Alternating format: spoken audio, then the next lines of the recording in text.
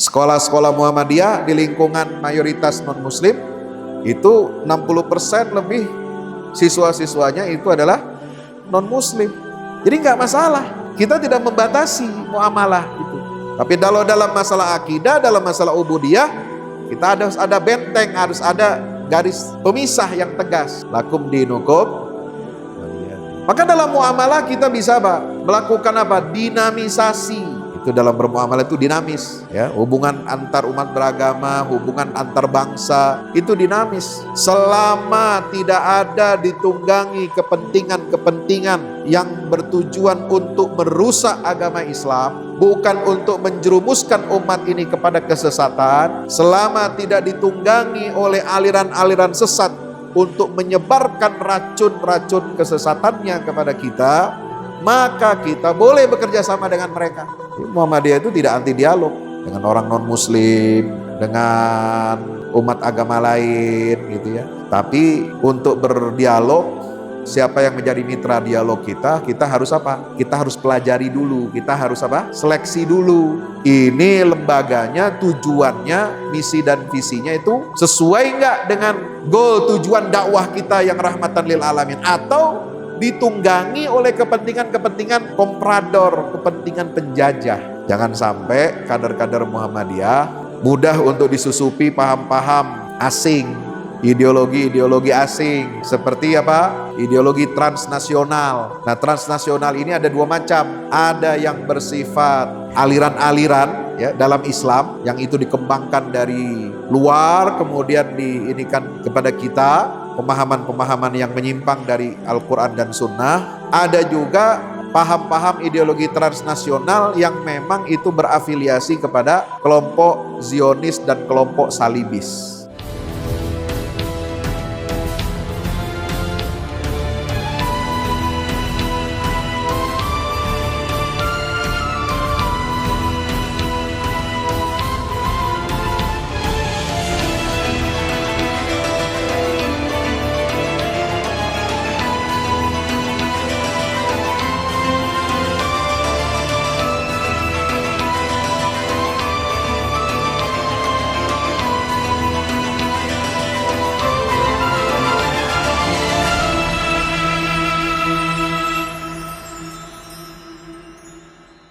Bismillahirrahmanirrahim. Qul ja'al haqq wa zahaqal batil innal batila kana zahuqa wa nunazzilu minal qur'ani ma huwa shifaa'un wa rahmatun lil mu'minin wa la yazidu zalimina illa khasara wa la tahinu wa la tahzanu wa antumul a'launa in kuntum mu'minin.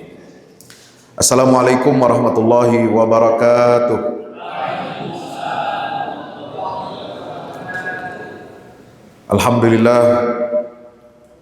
Alhamdulillahi ala taufiqih wa syukru lahu ala ihsanihi wa amtinanih. Asyhadu an la ilaha illallah wahdahu la syarika lah ta'ziman li sya'nihi subhanah, wa asyhadu anna nabiyyana Muhammadan abdullahi wa rasuluh ad-da'i ila ridwanihi sallallahu alaihi wa ala alihi wa ashabihi wa ikhwanihi minan nabiyyin wal mursalin. Usi nafsi wa iyyakum bi taqwallah, ittaqullaha haqqa tuqatih wa la tamutunna illa wa antum muslimun. Teman-teman, saudaraku, hadirin hadirat jamaah pimpinan cabang Muhammadiyah Batur Banjarnegara, yang tentu saja kita hormati Ketua PCM Batur Bapak Hadi Purwanto serta seluruh jajarannya, Ketua Majelis Tablik PCM Batur, Ketua Lazismu Batur serta seluruh jajarannya, kemudian juga pimpinan Kokam Muhammadiyah, ya, pemuda Muhammadiyah cabang Batur. Alhamdulillah, pada kesempatan siang hari ini kita dapat bersilaturahim, berkumpul, bertatap muka Saya sampai kemari alhamdulillah dalam keadaan sehat walafiat, dan saya lihat jamaah di sini rata-rata pakai jaket. Ya, karena mungkin sedang dingin ya. Selalu dingin. Kalau saya justru pengen cari dingin di sini. Jadi nggak mau pakai jaket. Ini cuaca di sini memang cukup dingin, tetapi sebenarnya kalau di Turki, di Mesir, saya sering ke sana itu, ya cuaca segini ini untuk musim semi sebenarnya. Jadi musim semi itu belum dingin ya, atau setelah musim dingin lewat. Jadi alhamdulillah, ini pertama kali saya dapat bersilaturahim sampai ke Banjarnegara ini. Sebelumnya sudah sampai Banyumas, ke Purwokerto sering, ya, ke Cilacap, Kroya itu sering. Cuma bahkan sampai ke Wonosobo. Cuma Banjarnegara ini kok lewat gitu. Dan usut punya usut ya, dalam 2 tahun terakhir ternyata dusun atau desa Batur ini menjadi berita nasional. Ya, karena setiap hari Idul Adha itu ya di sini dikenal menjadi sorotan media nasional. Itu adalah sebuah kampung, sebuah desa yang paling banyak untuk menyembelih hewan kurbannya. Alhamdulillah. Ya, ini salut untuk teman-teman kita kaum muslimin dan muslimat di Batur Banjarnegara ini. Alhamdulillah. Makanya saya tertarik. Kok saya lewat Banyumasan kok nggak pernah kemari gitu ya. Saya tanya-tanya di grup pimpinan Majelis Tabligh Muhammadiyah. Ya, ada nggak kontaknya teman-teman yang ada di Batur ini? Oh, ternyata ada ya. Dan alhamdulillah melalui itulah wasilah tersebut ada melalui Prof. Taufik Kasturi dan juga Pak Dokter Berlian ya, yang dari Batang itu. Kemudian terhubunglah kontak kami untuk bisa hadir bersilaturahim dengan teman-teman semuanya, pimpinan dan warga Muhammadiyah Batur Banjarnegara ini. Kajian kita pada siang hari ini itu sebenarnya judulnya agak terlalu formal ya. Saya sebenarnya tidak ingin terlalu formal. Jadi saya senang, berbahagia kalau di mana kunjungan itu saya selalu ingin berdialog dengan para dai, para mubalik, ya imam dan khatib. Kenapa? Karena inilah yang menjadi ujung tombak gerakan dakwah, apapun ormas Islamnya, apapun lembaga dakwahnya di Indonesia ini, ujung tombaknya itu adalah mubalik. Betul? Ya. Oh, ini minuman apa lagi nih? Oh, macam-macam. Ada 3 minuman. Luar biasa. Ya. Biar hangat ya. Tapi di sini cepat dingin soalnya, makanya harus buru-buru diminum. Ya, cari yang paling panas saja. Ya, bismillah.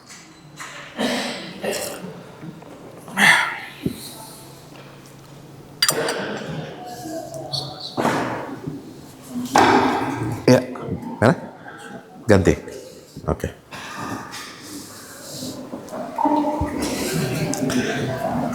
Ujung tombak sebuah organisasi yang bergerak di bidang dakwah ini tentu saja adalah para mubalik.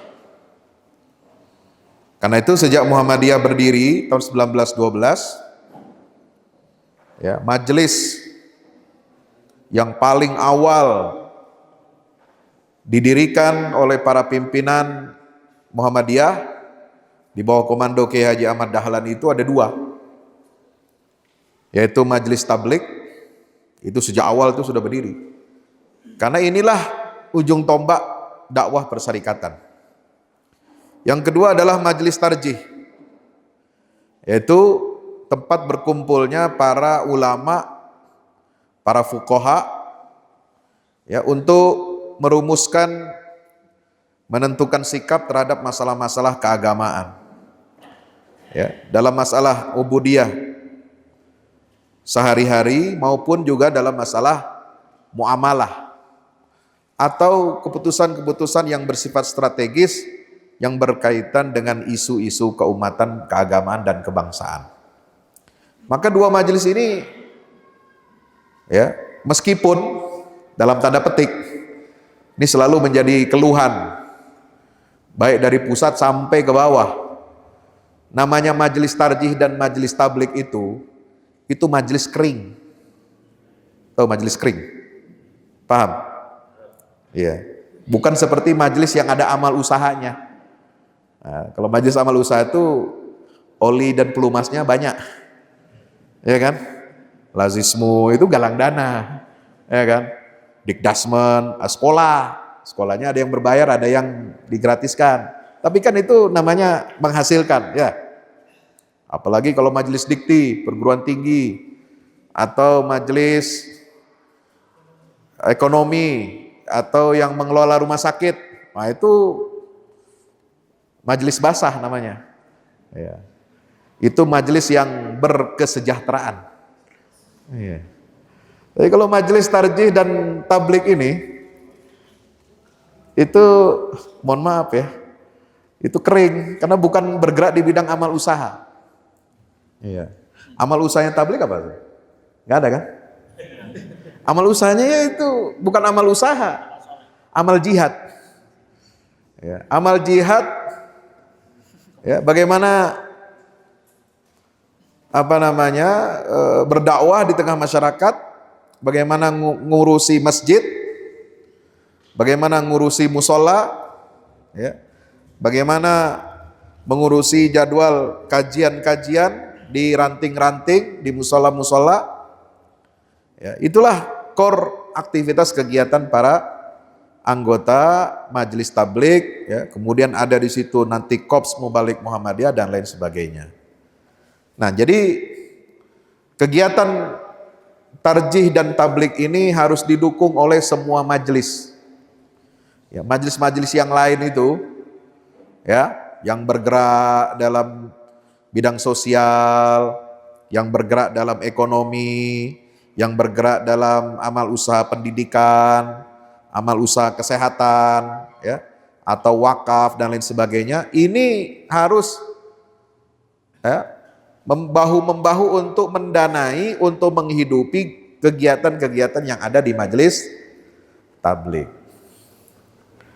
Ya, tapi mohon maaf, statusnya mubalik itu bukan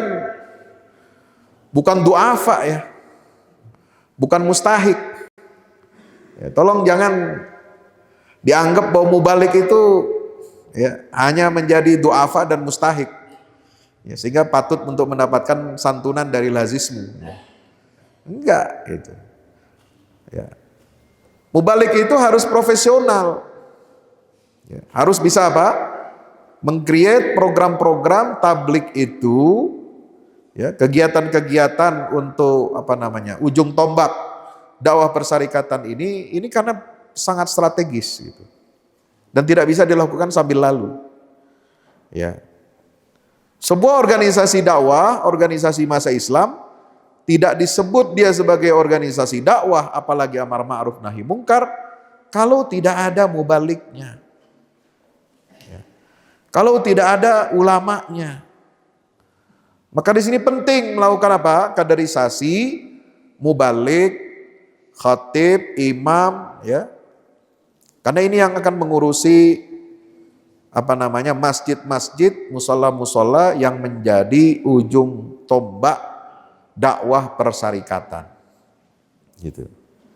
Ya. Yang lain itu adalah akibat atau hasil daripada pembinaan yang dilakukan oleh para mubalik.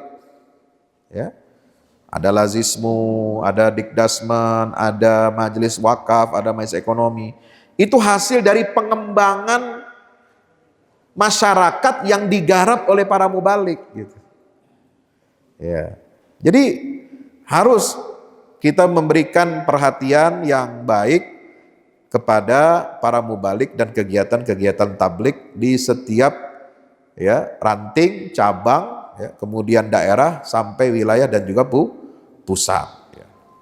Nah, Bapak Ibu hadirin hadirat yang dimuliakan Allah Subhanahu wa taala, kembali kepada fungsi pokok tugas seorang mubalik itu adalah memberikan pencerahan. Pencerahan kepada umat, bagaimana menjelaskan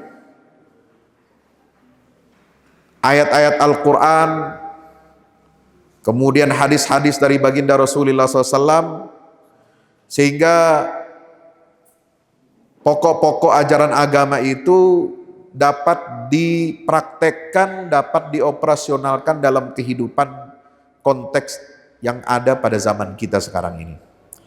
Maka itu penting, ada peningkatan mutu mubalik, kurikulumnya, manajemen tabliknya. Jadi harus ada kurikulum, ada manajemen tabliknya, kemudian ada apa yang disebut dengan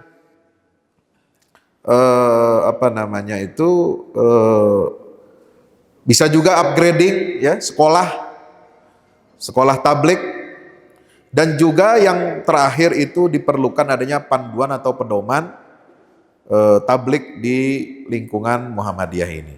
Jadi sebagaimana di Majelis Tarjih itu ada manhaj tarjih, maka di Muhammadiyah juga ada manhaj tablik. Bagaimana kita menyampaikan pesan-pesan Islam itu menjadi pesan yang rahmatan lil alamin, menjadi pesan yang kontekstual dengan zaman kita, menjadi pesan-pesan yang aplikatif, bisa menjadi pemecah masalah, problem solver bagi masalah-masalah keumatan yang dihadapi oleh warga persyarikatan dan juga warga bangsa Indonesia. Nah, dulu sejarahnya pimpinan Muhammadiyah ini kebanyakan berasal dari majelis tablik dan majelis tarjih. Kalau kita runut dari awal itu, yang pernah menduduki posisi puncak ketua umum, pimpinan Muhammadiyah itu rata-rata adalah ulama-ulama atau mubalik-mubalik yang pernah menjadi ketua majelis tarjih atau ketua majelis tablik. Karena memang core dasar organisasi ini adalah organisasi dakwah. Dari dakwah itulah yang melahirkan output, hasil-hasil yang bisa dirasakan manfaatnya oleh seluruh manusia, untuk kebaikan alam semesta. Maka kita mengingat firman Allah dalam surah Ibrahim, di juz yang keberapa itu? Juz 13, Itu disebutkan alam taro kaifa daraballahu mathalan kalimatan thayyibah kasyajaratin thayyibah asluha thabitun wa far'uha fis sama tu'ti ukulaha kulla hinin bi'idni rabbiha wa yadribullahu al-amthala lin-nasi la'allahum yatafakkarun. Jadi gerak dasar organisasi dakwah itu mencerminkan kalimat thayyibah. Apa itu kalimat thayyibah? Kalimat tauhid, la ilaha illallah, yang itu menjadi inti dakwah seluruh nabi dan rasul. Bagaimana Allah memberikan perumpamaan untuk kalimat tauhid ini? Itu seperti pohon yang baik, pohon yang subur, kasyajaratin thayyibah asluha thabit, dia punya akar yang kuat. Maka pondasi dakwah tauhid di Muhammadiyah ini harus kuat. Kita harus memperhatikan pondasi dakwah kita di Muhammadiyah ini. Ideologi Muhammadiyah, dakwah tauhid yang ada dalam Muhammadiyah ini harus kita kuatkan. Akarnya harus kuat. Far'uha fis sama. Nah, kalau akarnya sudah kuat, maka dia akan seperti pohon itu apa? Ya, akarnya kuat, lalu kemudian batangnya, dahannya itu juga menjulang, menjadi kuat, menjadi besar. Persis seperti yang digambarkan oleh Allah tentang perumpamaan di dalam surah Al-Fath, ayat terakhir. Coba perhatikan ayat berapa itu? 29 sampai 30 surah Al-Fath ya. Muhammadun Rasulullah walladzina ma'ahu asyidda'u 'alal kufar ruhama'u bainahum tarahum ruk'an sujada yabtaghuna fadlan minallahi wa ridwana simahum fi wujuhihim min athari sujud kazar'in. Itu selalu diperumpamakan seperti apa? Pohon, tumbuhan, tanaman. Akhraja syat'ahu, yang mengeluarkan tunasnya. Fa'azarahu, kemudian dia menjadi membesar. Fastaghladha, menjadi tambah besar, tambah kuat. Fastawa ala suqi, menjadi sempurna.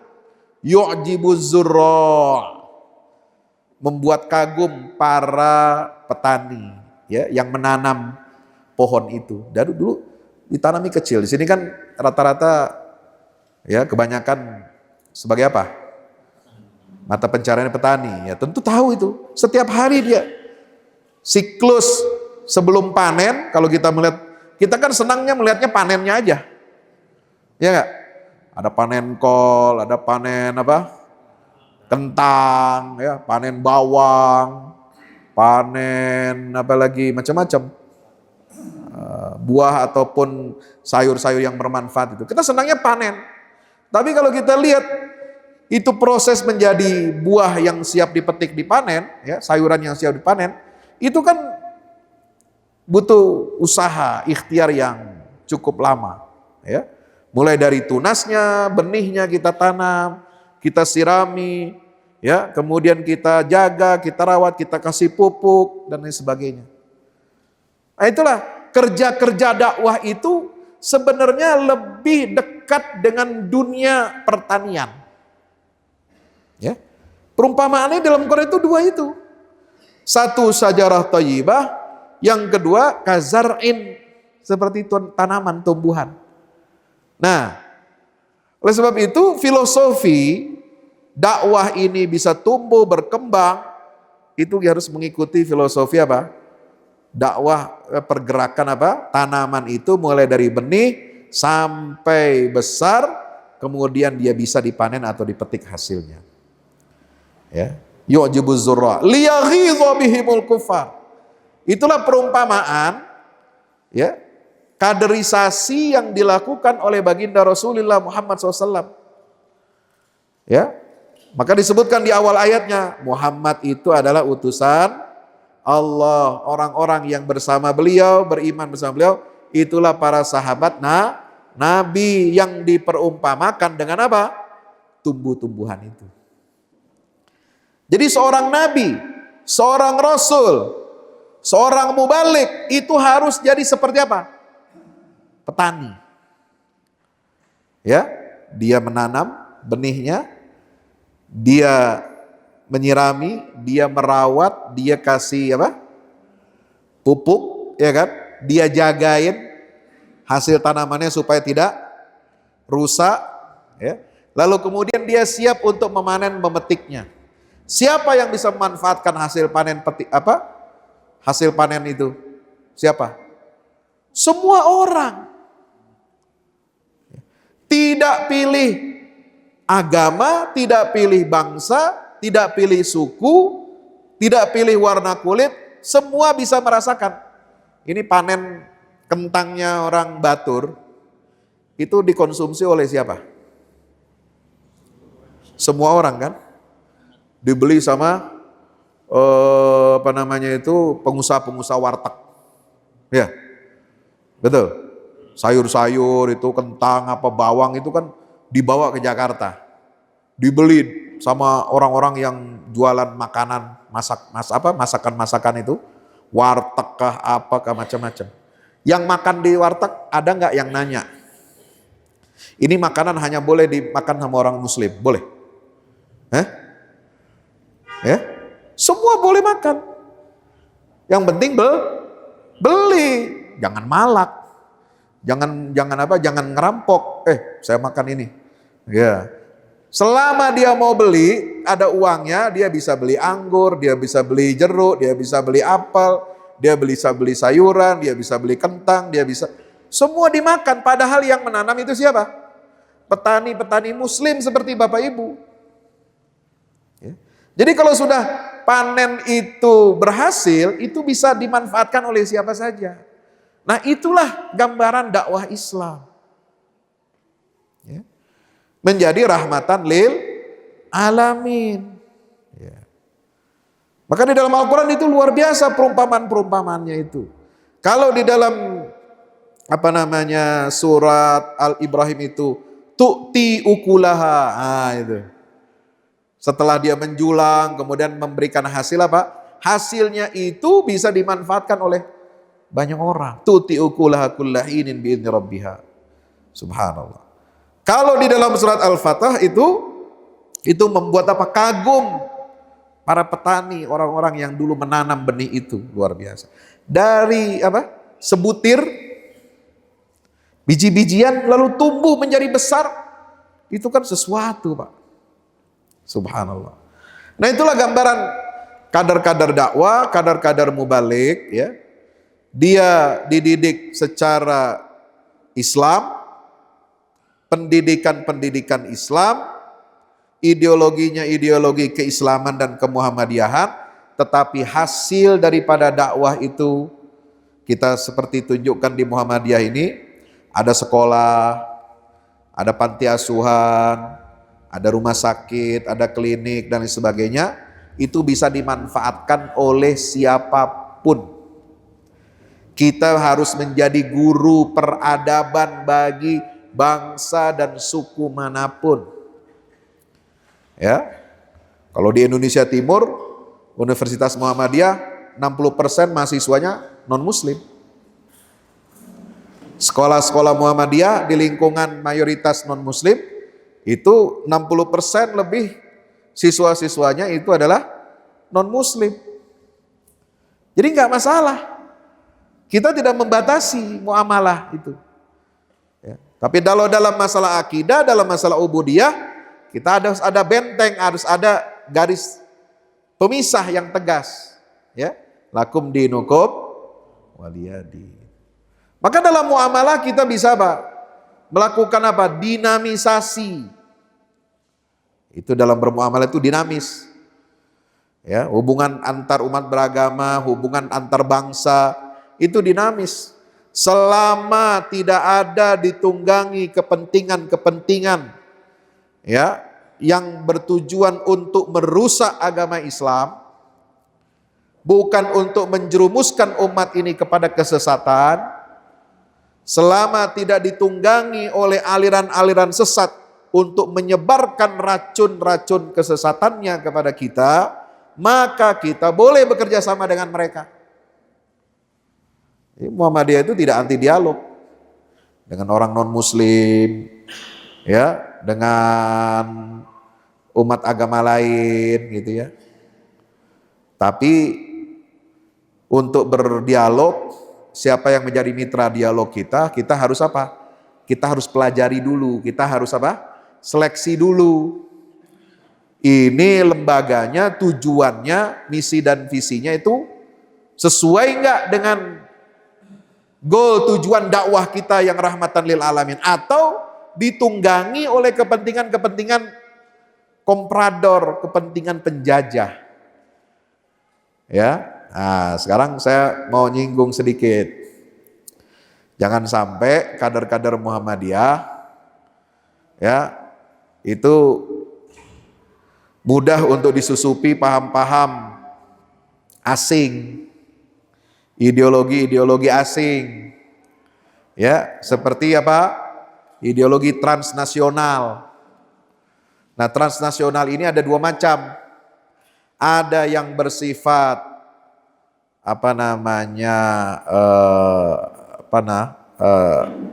aliran-aliran ya dalam Islam yang itu dikembangkan dari luar, kemudian diinikan kepada kita pemahaman-pemahaman yang menyimpang dari Al-Quran dan Sunnah, ya. Ada juga paham-paham ideologi transnasional yang memang itu berafiliasi kepada kelompok Zionis dan kelompok Salibis.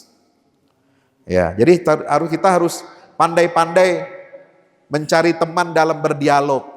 Gak semua orang mau berdialog dengan kita terima tangan terbuka, kita jadi apa? Ya, kita jadi dimanfaatkan oleh mereka.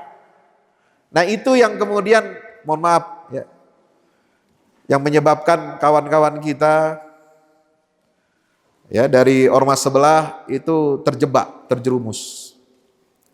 Oknum-oknumnya, ya. Itu seperti kemarin kita saksikan ada aktivis muda ormas pergi ke Israel. Dengar?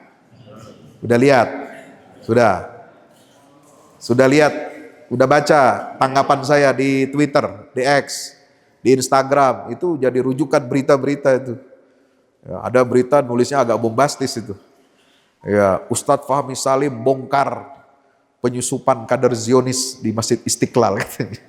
Ya, rame itu, biarin aja lah. Ya, itu memang biar rame memang tujuannya. Karena kalau nggak diramaikan begitu, kita nggak terbuka mata kita. Ya. Alhamdulillah, organisasi kawan kita PBNU, PWNU DKI dan MUI Pusat sudah tegas memberikan sanksi kepada mereka ini, ya, menonaktifkan mereka dari kepengurusan jabatan struktural. Bahkan ada yang mundur dari dosen sebagai dosen di lingkungan universitas itu. Ya, alhamdulillah ada ketegasan sikap. Nah, yang belum jelas sikapnya, abu-abu, itu Masjid Istiqlal. Itu kan masjid negara, Pak. Betul. Masjid plat merah, tahu plat merah? Ya. Itu didanai oleh negara. Dibangun oleh negara, anggarannya tiap bulan, tiap tahun dari negara. Penunjukan imamnya juga nggak sembarangan, ya, ada mekanismenya, ya. Kemudian itu semua ditunjuk di bawah, kalau tidak salah dulu di Kemenak, Badan Pengelola Istiqlal itu nggak tahu, sekarang mungkin di bawah Setnek barangkali ya, di bawah Presiden itu. Lalu kemudian membuat lembaga namanya Pendidikan Kaderisasi Ulama, Masjid Istiqlal. Lah, pendidikan kader ulama itu seingat saya di Istiqlal itu sudah sejak 3 tahun terakhir, ya, diresmikan oleh Presiden waktu itu ketika musim-musim Covid, kan waktu peresmian renovasi Istiqlal itu, nah itu kan peresmiannya itu. Saya masih ingat betul. Ternyata kita nggak tahu, nggak sadar kecolongan. Bikin kerjasama ini. Ya, kalau kerjasamanya ke Timur Tengah, memang kaderisasi ulama, kerjasama dengan Al-Azhar wajar. Karena Al-Azhar itu lembaga keilmuan Islam yang mencetak ulama, kader ulama. Ya, makanya di Batur ini kalau bisa jangan hanya selesai pondok. Ya, pondok dari mana? Misalnya di sini yang paling banyak pondok dari mana? Hah? Aliyahnya di mana pondoknya di sini? Ada Al-Irsyad, ya, ada mungkin juga dari Darussahadah, ada mungkin mana lagi? Gontor, ya, atau Muallimin Jogja. Nah, kalau bisa nggak berhenti di situ, harus ada nih Pak Ketua PCM, ya, itu kader di kader ini. Anak-anak kita setiap tahun minimal 1 atau 2 orang untuk studi ke Timur Tengah, khusus mendalami ilmu keislaman, baik itu usuluddin atau syariah. Ya. Kalau enggak, agak repot kita. Kita bukan hanya butuh mubalik itu bagus, harus banyak mubalik. Tapi juga harus diimbangi dengan apa? Adanya ulama. Saya suka membedakan antara ulama dengan mubalik. Memang betul mubalik harus punya dasar-dasar ilmu agama. Ya. Kitab-kitab yang dia baca juga seperti yang dibaca oleh para ulama pada umumnya. Tapi kan tugasnya sebagai apa? Penyampai, mubalik. Belum tentu mubalik itu bisa menetapkan hukum. Bisa menetapkan hukum? Nggak boleh. Karena bukan bidangnya. Ya, itu harus majelis tarjih yang bicara itu. Ya, harus orang-orang pakar, ahli-ahli syariah, ahli ilmu muamalah, ahli ilmu siasah, politik Islam dan sebagainya, ekonomi Islam dan sebagainya. Nah, itu duduk di situ. Kalau mubalik kan kita tidak berfatwa. Tapi mubalik itu menjalankan dan mensosialisasikan fatwa tarjih. Jangan sampai ada mubalik Muhammadiyah yang dia sosialisasikan fatwanya Salafi. Assalamualaikum. Ada begitu? Di sini. Nah, itu nggak boleh begitu. Ya, kita terbuka kepada pemikiran orang, lembaga lain boleh. Sebagai preferensi pribadi silahkan. Tapi kalau Anda bicara atas nama mubalik Muhammadiyah, ya, mubalik cabang Muhammadiyah Batur, itu Anda harus menjadi juru bicaranya fatwa tarjih, bukan juru bicaranya fatwa orang lain. Paham sampai sini? Hati-hati ya, ini organisasi ya, bukan jamaah biasa ini. Ya, kalau jamaah umum silakan aja, ente mau pakai fatwa mana aja silakan. Gitu. Tapi kalau Anda ada di Muhammadiyah, Anda harus tunduk dan ikut kepada keputusan fatwa tarjih. Gitu. Ya, jangan pakai embel-embel atributnya Muhammadiyah. Ya, tapi yang dibicarakan di pengajian, yang disampaikan ya fatwanya lembaga lain, ulama lain gitu di luar Muhammadiyah gitu. Nah, ini tolong saya ingatkan seperti itu ya. Nah, kembali kepada apa yang tadi saya sampaikan ya. Kerjasama kaderisasi ulama dengan lembaga-lembaga keulamaan di dunia Islam itu penting. Tapi jangan kita loss. Loss itu apa? Kayak layangan ya. Layangan di loss itu apa? Akhirnya apa? Ya lepas gitu. Ya, jangan sampai udah lepas bikin celaka orang lagi. Kayak kemarin di Bali ya. Helikopter nyangkut, katanya jatuh, kenapa? Karena kena layangan. Tali layangan itu bisa bikin jatuh pesawat helikopter. La haula wala quwwata. Nah, jangan seperti itu. Ya. Kita boleh bekerja sama, dialog dengan yang lain. Boleh nggak lembaga kader ulama itu menjalin kerjasama dengan lembaga-lembaga non muslim? Nanti dulu. Ya, dalam bidang apa? Apa kapasitasnya? Lah kan Anda mau mendidik kader ulama yang menguasai Quran dan hadis, menguasai ilmu alat untuk istinbat hukum, ya? Atau Anda mau mengkader intelektual yang pinter berdiplomasi atau pemikiran, ya? Kalau pemikiran Islam bukan di situ kader ulamanya, ya. Kalau mau pemikiran Islam, anak-anak itu kader-kader itu ulama mau diarahkan belajar tentang barat, orientalisme, oksidentalisme, yaitu Anda sekolahkan aja langsung S3 ke barat. Ngapain sekolah di kader ulama? Tapi kalau ada pendidikan kader ulama, kemudian pakai nama Masjid Istiqlal, masjid itu didanai oleh negara, plat merah, ya. Kadang-kadang yang ya ustadz-ustadz atau tokoh-tokoh Muhammadiyah untuk tampil di situ aja susah gitu ya. Ya, karena ya sudah tahulah dari rahasia umum lah. Itu warnanya seperti apa itu Istiqlal itu kan. Oke, saya nggak mempermasalahkan itu, silakan aja. Oh, kita di Muhammadiyah juga nggak kekurangan masjid kok. Nggak kekurangan kampus untuk ngajar kan begitu ya. Tapi kan kita perlu pertanyakan, makanya saya tulis di Twitter itu. Saya sebagai warga negara dan pembayar pajak di negeri ini, wajar kalau saya protes. Protes, kenapa? Lah kok bisa ada pengajar di lembaga Masjid Istiqlal, kader ulama, kok ada mereka ini yang bekerja sama dengan Zionis gitu. Ya, ini kan berarti penyusupan ya. Yang tanpa kita sadari, mungkin kita anggap biasa, itu ini untuk mencari pengalaman. Nah nih tolong ya, kalau Anda anak-anak muda, generasi muda, ingin mencari pengalaman, ya carilah pengalaman yang baik. Ya, jangan melakukan kekeliruan-kekeliruan yang fatal ya. Ingin dikenal tapi dikenal nyelenehnya. Ingin dikenal tapi dikenal kenakalannya. Ingin dikenal tapi dikenal kontroversinya. Jangan. Ya, jadilah orang terkenal tapi dengan ilmu dan kepakaran yang Anda miliki, bukan dengan kegenitan intelektualnya. Ini banyak intelektual genit gitu. Ingin dibilang toleran, ingin dibilang berkemajuan, ingin dibilang progresif. Tapi apa? Dia mencederai, melukai hati umat Islam. Ya. Lah orang di Gaza itu sedang dibantai, Palestina sedang digenosida oleh Israel. Kok ini malah berkunjung ke negara ya Zionis itu?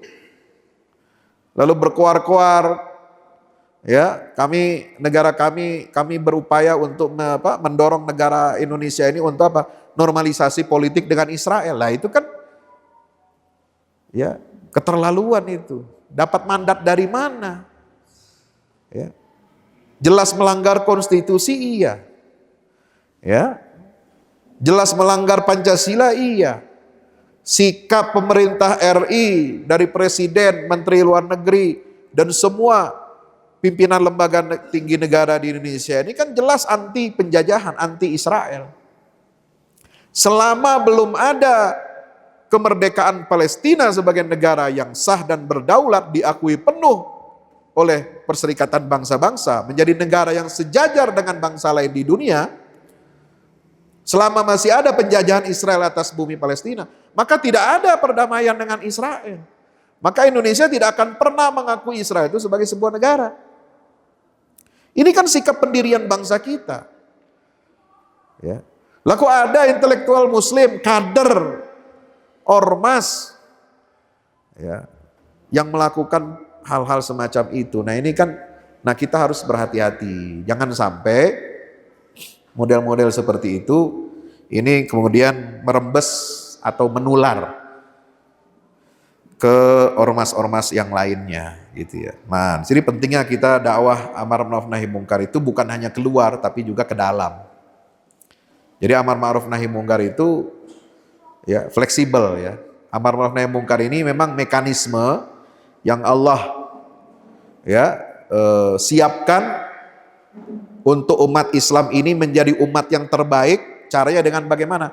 Dengan menjaga nilai-nilai kemurnian dalam beragama itu, ya, agar kita tetap berada di atas pokok-pokok ajaran agama itu, ya, karena kemurnian agama Islam itu bukan hanya untuk internal agama Islam kita ini, tapi juga untuk mengoreksi kekeliruan, kesalahan, kesesatan dan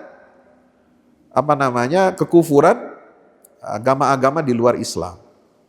Nah, itu kan fungsi amar nahi mungkar. Hanya kita melakukannya tentu dengan cara-cara yang bermartabat, dengan cara yang berkeadaban, tidak main serang sana sini, ya, tidak main hujat sana sini, menghujat agama lain, itu nggak boleh. Tapi kita lakukan apa? Dakwah kepada umat agama lain. Boleh dakwah tapi dengan cara apa? Ilmiah. Dakwah yang rasional, bukan hanya menghujat teologi agama lain, menghujat kelompok agama lain. Nah, tidak begitu. Jadi yang kita contoh adalah bagaimana Al-Quran ini mendakwahkan ya ajaran Allah dan Rasulnya ini kepada kelompok ahlul kitab. Karena ahlul kitab ini Yahudi Nasrani ini kan masih satu rumpun, asalnya itu satu rumpun dengan kita Islam. Ibrahim punya putra Ismail dan Ishak. Ishak punya putra Yakub. Yakub itu gelarnya Israel. Anak-anak Yakub maka dikenal dengan nama Bani Israel. Ya. Sampai sekarang anak cucu beranak pinak itu mereka berpegang kepada agama Yahudi dan Nasrani. Ada yang beragama Yahudi, itu minoritas di dunia, itu 16 juta orang. Di seluruh dunia cuma 16 juta. Jadi Yahudi itu bukan agama dakwah. Dia agama eksklusif, menutup diri. Ya, karena mereka mengatakan ras bangsa Yahudi itu adalah bangsa terpilih. Jadi agama, tauhid, keesaan Allah, Tuhan itu hanya dimiliki oleh ras Yahudi saja. Itu. Kalau yang di luar Yahudi itu dianggapnya musyrik, ya, tidak bertuhan dan lain sebagainya. Nah, kemudian agama Nasrani yang ajaran yang dibawa oleh Nabi Isa itu sebenarnya juga khusus untuk Bani Israel. Tapi kemudian dalam sejarah teologinya kan ada berbagai macam penyesuaian-penyesuaian, perubahan-perubahan sehingga merubah karakter agama Nasrani ini dari yang tadinya khusus untuk mengoreksi ya agama Yahudi kalangan Bani Israel, lalu dia menjadi apa? Agama yang disiarkan, disebarluaskan ke seluruh dunia. Ya, agama misi namanya, misionaris. Nah, maka itu Islam ini sebagai agama dakwah. Mubalik itu adalah petugas-petugas misi dakwah. Ya. Meskipun bukan petugas partai. Ya, mubalik itu bukan petugas partai. Ya, kader Muhammadiyah yang ada masuk di partai-partai politik itu jangan jadi petugas partai. Dia jadi petugas Muhammadiyah di partai politik. Jangan malah bawa kepentingan partai, ideologi partai itu dibawa ke Muhammadiyah, lalu mendakwahkan orang Muhammadiyah. Nah, ini kan aneh, bin ajaib itu. Ya, jangan terbalik, kita yang mesti mendakwahi mereka. Ya, karena Anda kader Muhammadiyah di partai politik itu, mau yang partai politik nasionalis, mau yang agamis, religius, mau yang kiri, kanan, tengah dan sebagainya, pokoknya itulah. Saya nggak mau tahu urusan itu ya.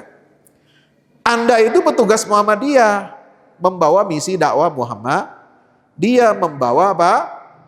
Warna supaya kita dapat memberikan warna keislaman di mana Anda itu bertugas gitu. Jangan malah sebaliknya, tidak mewarnai dengan warna Muhammadiyah atau warna Islam di partai politik itu, malah Anda membawa warna partai itu ke Muhammadiyah. Jadilah Muhammadiyah varian-varian baru. Ada Muhammadiyah Marhaen, ya. Ada Muhammadiyah Banteng, ya. Ada Muhammadiyah Garuda.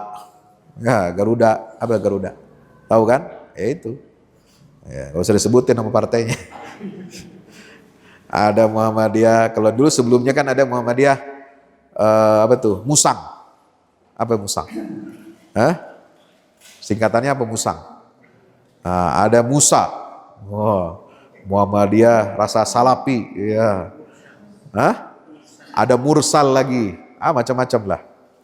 Nah, kita nggak boleh begitu. Kita harus punya ketahanan ideologi, ya. Kita mestinya mewarnai, jangan malah kita yang diwarnai begitu. Nah, saya kira itu yang dapat kami sampaikan, ya. Karena pertemuan kita ini sebenarnya pertemuan dialog santai saja. Ya, terkait dengan dinamika dakwah baik di persyarikatan maupun secara nasional, ini perlu kita waspadai hal-hal yang dirasakan tidak sesuai dengan jati diri bermuhammadiyah. Jadi Muhammadiyah itu bersifat lentur, tapi kokoh.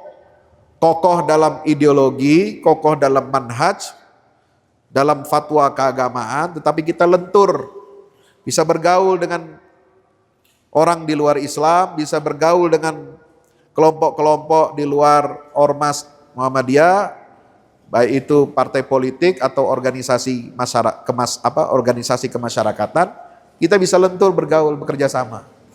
Tapi kita tidak boleh kehilangan jati diri kita. Insya Allah, ya. Mudah-mudahan kita senantiasa diberikan perlindungan, penjagaan oleh Allah Subhanahu wa taala. Ya, para mubaliknya juga senantiasa mendapatkan bimbingan, taufik dan hidayah oleh Allah Subhanahu wa taala. Dan kita harus saling bahu-membahu, ya, ibarat satu tubuh. Muhammadiyah ini apapun majelisnya itu satu tubuh. Ya, jangan kita meninggalkan satu dengan yang lain. Kita harus saling membantu, semua bergerak bersama-sama, ya, mewujudkan visi dan misi bersama untuk apa? Menghadirkan, ya, kejayaan peradaban Islam bukan hanya untuk Indonesia, tapi juga untuk kebaikan alam semesta. Nasrun minallah fathun qarib wa basyiril mu'minin. Wassalamualaikum warahmatullahi wabarakatuh.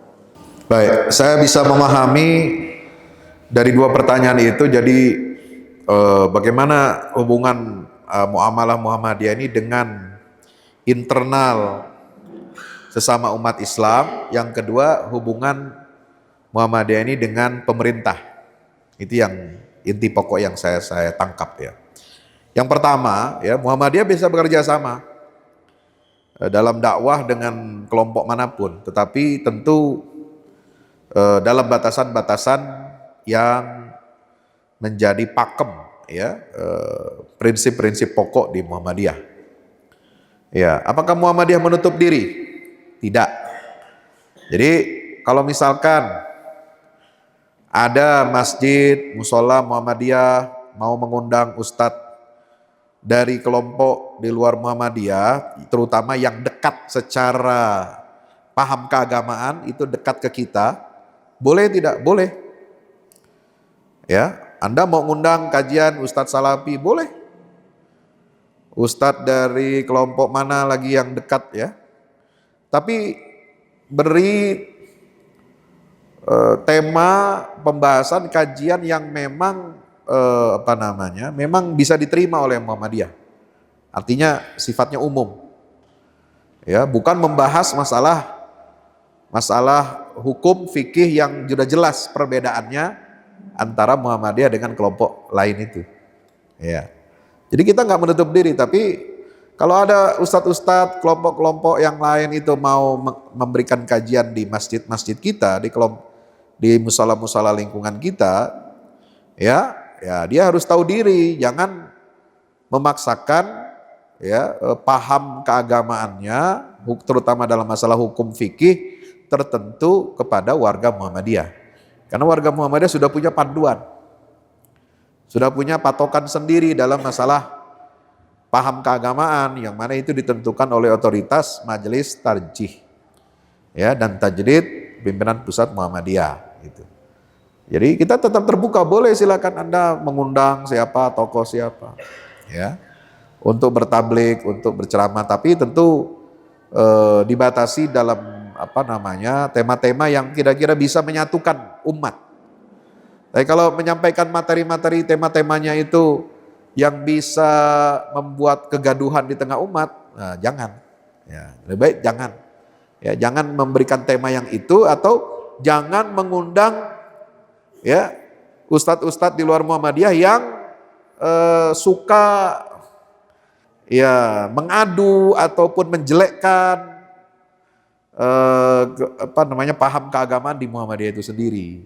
Ya, jadi disitulah fungsinya seleksi, ya. Itu yang pertama. Yang kedua, hubungannya dengan pemerintah. Ya, itu kan sifatnya hanya tahunan. Ya, Idul Adha, Idul Fitri itu kan nggak setiap bulan. Ya. Jadi tahunan, ya. Artinya kita lokalisasi aja. Ikhtilaf itu terjadi, ya, itu bersifat tahunan, ya, sebab hubungan Muhammadiyah dengan pemerintah itu juga tetap harmonis, nggak ada masalah, ya. Dalam masalah-masalah muamalah, keduniaan, kerjasama sosial, ekonomi, politik, pendidikan, itu tetap namanya pemerintah Republik Indonesia tetap membutuhkan Muhammadiyah, ya, karena Muhammadiyah ini kan sudah punya pengalaman panjang, ya, mengurusi masalah pendidikan, kesehatan. Ya, terbukti ketika musim COVID-19 itu banyak terbantu pemerintah itu oleh apa? Oleh fasilitas rumah sakit, ya, klinik, kemudian pendidikan-pendidikan yang satuan pendidikan yang ada di Muhammadiyah ini. Jadi berjalan seperti biasa, nggak ada masalah. Nah, yang perlu kita lakukan apa? Komunikasi. Ya. Komunikasi, pemberitahuan. Kalau menjelang pelaksanaan sholat hari raya yang memang keputusannya sudah pasti berbeda dengan keputusan pemerintah, ya kita bisa sosialisasi lebih awal, ya menyampaikan bahwa ada potensi perbedaan, tetapi tetap kita bisa guyup, bisa bersama-sama, ya. Tidak menjadi satu hal yang mengganggu keutuhan, kebersamaan dan persaudaraan kita sebagai sesama anak bangsa Indonesia. Ini qomat nih, ya. Karena sudah qomat, sudah dekat waktu sholat ya. Saya kira cukup ya itu ya. Cuma hebat kalau di sini enaknya itu, kalau di daerah, di kampung itu suara qomat dan azan itu bergantian ya. Luar biasa. Fastabiqul khairat. Ya.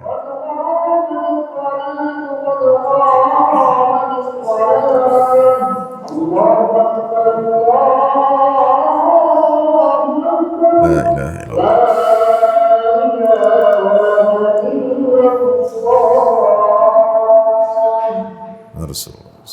Baik, saya lanjutkan sedikit. Jadi bisa koordinasi. Yang penting ada pemberitahuan, ya. Dan kita tetap berkomitmen tidak akan mengurangi ya perbedaan mungkin yang terjadi setahun sekali itu, dan itu kan tidak setiap tahun. Ya, pasti ada perbedaan gitu. Apalagi sekarang mungkin juga bisa jadi hasil hisab wujudul hilal, ya itu kan kita sudah berpindah. Sekarang pedoman kita adalah kalender Hijriah global tunggal. Nah, sudah ada pergeseran kriteria untuk menyatukan satu hari, satu tanggal di seluruh dunia Islam. Jadi hari rayanya serempak sama. Satu hari raya, satu tanggal. Gitu ya. Makanya kita akan menyesuaikan itu. Bisa jadi hasil hisab berbeda. Nah, kita ikut KHGT itu, insya Allah. Jadi bangsa ini harus selalu diedukasi dengan pencerahan-pencerahan. Ya, ijtihad itu tidak pernah mandek, tidak pernah mati gitu ya. Karena kita punya tugas peradaban yang sangat mulia untuk membawa paham Islam berkemajuan ini bisa memberikan pencerahan dan manfaat kepada seluruh umat Islam di Indonesia. Saya kira itu. Ya, mudah-mudahan bermanfaat. Kita lanjut nanti, masih banyak forum-forum yang akan bisa kita diskusikan bersama masalah-masalah keumatan kita. Terima kasih. Saya memberikan waktu supaya teman-teman bisa sholat asar berjamaah. Nasrul minallah fatun qarib, mubasyirul mu'minin. Wassalamualaikum warahmatullahi wabarakatuh.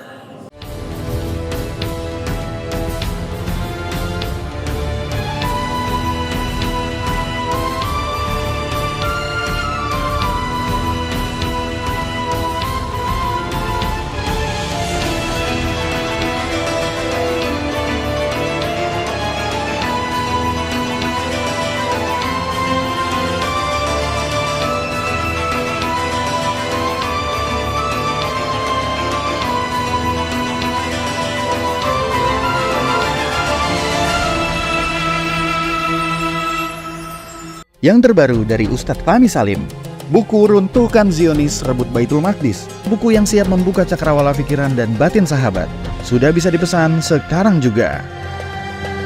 Hasil yang dicapai para mujahidin dalam pertempuran Badai Al-Aqsa 7 Oktober 2023 memiliki arti penting ataupun nilai strategis, bukan hanya dalam pembuktian bahwa kekuatan Israel bisa dikalahkan bahkan oleh pihak yang memiliki persenjataan jauh di bawahnya, melainkan juga dalam menyadarkan dunia Islam, terutama para pemimpinnya yang memilih menjadi penonton ketimbang membantu sesama saudaranya. Buku ini adalah salah satu bentuk dukungan dan ikhtiar dengan niat berjuang bersama-sama dengan mujahid Palestina. Tak sekedar memberikan informasi, membeberkan fakta atau data kepada khalayak di Indonesia. Buku ini juga hadir untuk meluruskan tudingan bahkan fitnah terhadap para pejuang di sana. Betapapun kita berada jauh dari Al-Quds, melalui buku ini kita akan dapatkan bagaimana kita bisa memperoleh pahala yang sebanding dengan para pejuang di garda terdepan di negeri perlawanan Palestina. Dapatkan buku Runtuhkan Zionis Rebut Baitul Maqdis segera.